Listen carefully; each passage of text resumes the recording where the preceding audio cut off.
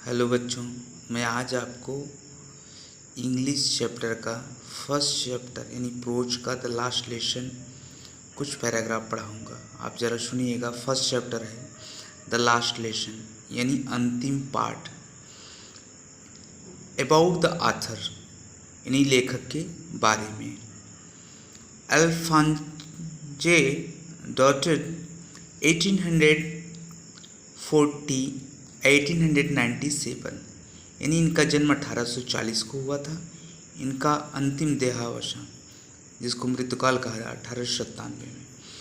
Was a French novelist, ये फ्रांसीसी उपन्यासकार एंड शॉर्ट स्टोरी राइटर और लघु कथाकार थे। The last lesson is set in the days of the Franco Prussian war. ये अंतिम पार्ट जो था सेट वहाँ से हुआ था जब फ्रैंको प्रूशियन यानी फ्रांस और प्रशिया का युद्ध चल रहा था। 1871 यानी 1870 से 71 के बीच में जब फ्रैंको प्रूशियन वार चल रहा था, उसी समय ये अंतिम पार्ट सेट हुआ था। वहीं से मैटर उठाया गया है। इन विच उस समय France was defeated by Prussia led by Bismarck. France उस समय वॉज डिफीटेड, हराया गया। किसके द्वारा? प्रूशिया के द्वारा।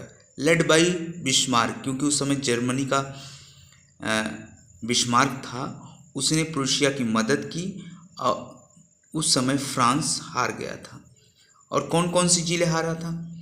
Prussia then consisted of what now are the nations of Germany, Poland and parts of Austria, जिस उस समय इनके हिस्से रहा करते थे, जो आज इस समय अलग हैं।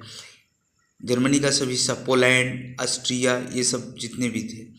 इन द स्टोरी, इस कहानी में, the French districts of Alsace and Lorraine have passed into Prussian hands। जब उस समय फ्रैंको और प्रूशियन वार चल रहा था, युद्ध चल रहा था, इस कहानी में जो फ्रेंच डिस्ट्रिक्ट है यानी फ्रांस का जिला है अल्सास और Lorraine, have pass into Prussian hands, वो किसके कब्जे में आ गया? प्रूशियन के, जिसको हम प्रशिया बोलते हैं। प्रशिया के कब्जे में आ गया। और रीड द स्टोरी, इस कहानी को पढ़ो, to find out what effect this had on the life at school.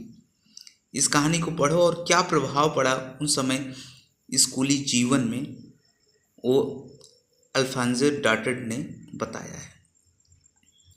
चलते हैं हम चैप्टर में।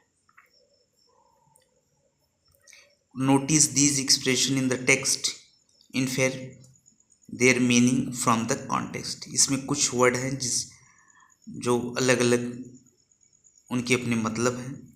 इन ग्रेड ऑफ है, counted on, thumbed at the edges, in unison, a great bustle, reproach our cells with, यानी डर भी है, शोरगुल भी है, इसमें बहुत सारी चीज़ें। अब हम पैराग्राफ पे आते हैं। I started for school very let that morning. उस सुबह मैं स्कूल बहुत लेट से तैयार हुआ था। I started for school very let that morning. उस सुबह मैं स्कूल काफ़ी लेट से तैयार हुआ।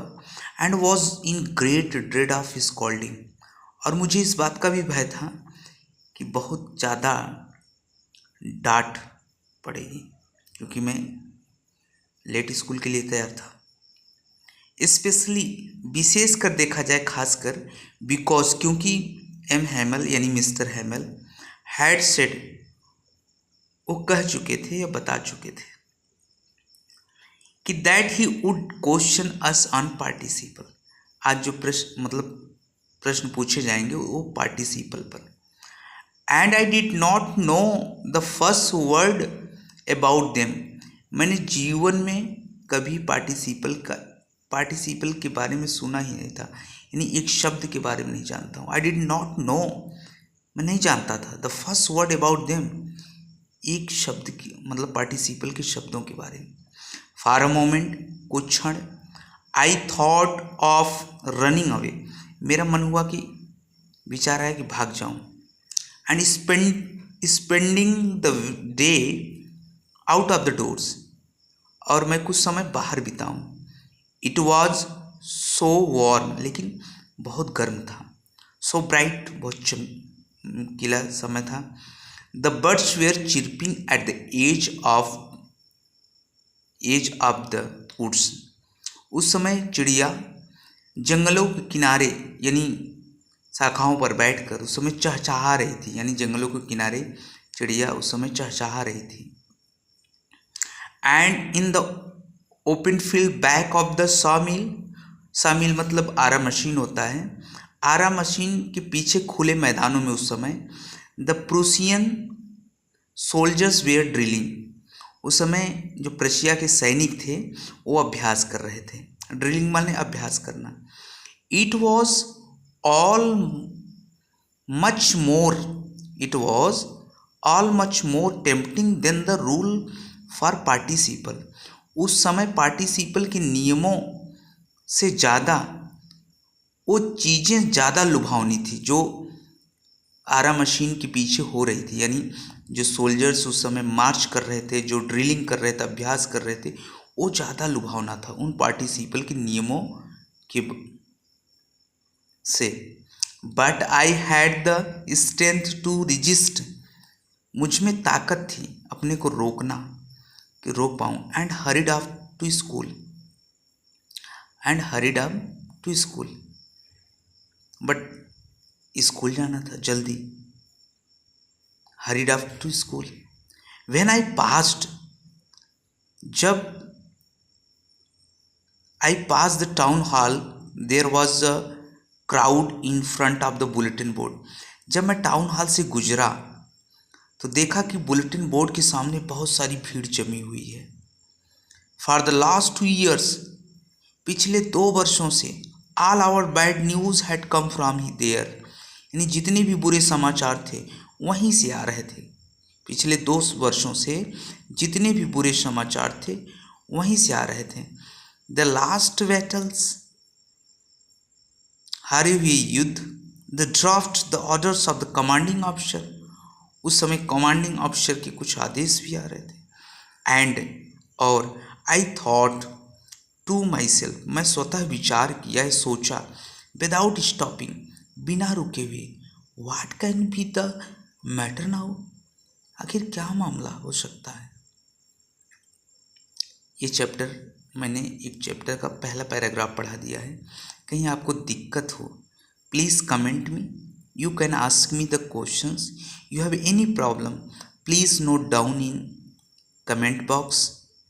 When you help me, then I am always to explanation translate to Hindi. Please, I request you, please to support me. Then thank you so much.